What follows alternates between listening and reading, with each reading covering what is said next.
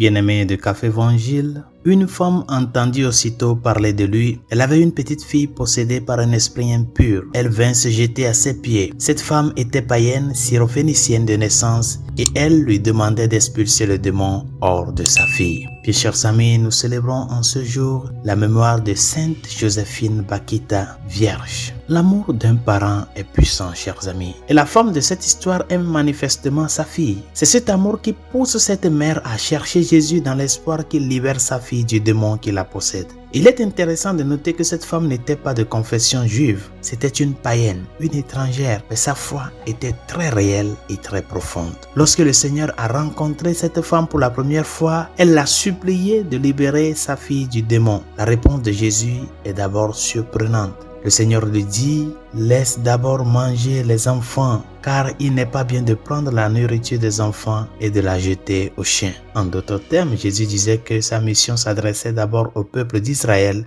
le peuple élu de la foi juive. Ils étaient les enfants dont Jésus parlait. Et les païens, comme cette femme, étaient ceux que l'on appelait les chiens. Le Seigneur a parlé ainsi à cette femme, non par impolitesse, mais parce qu'il voyait sa foi profonde et qu'il voulait lui donner l'occasion de manifester cette foi aux yeux de tous. Et c'est ce qu'elle a fait. La femme a répondu à Jésus, « Seigneur, même les chiens sous la table mangent les restes des enfants. » Ces paroles n'étaient pas seulement exceptionnellement humbles, elles étaient aussi fondées sur une foi profonde et un amour profond pour sa fille. En conséquence, le Seigneur répond avec générosité et libère immédiatement sa fille du démon. Chers amis, dans notre propre vie, il est facile de tomber dans le piège de penser que nous méritons la miséricorde de Dieu. Nous ne la méritons pas. Nous pouvons penser que nous avons droit à la grâce de Dieu. Et même si le Seigneur désire profondément déverser sa grâce et sa miséricorde en surabondance sur nos vies, il est essentiel que nous comprenions pleinement notre indignité devant lui. Et la disposition du cœur de cette femme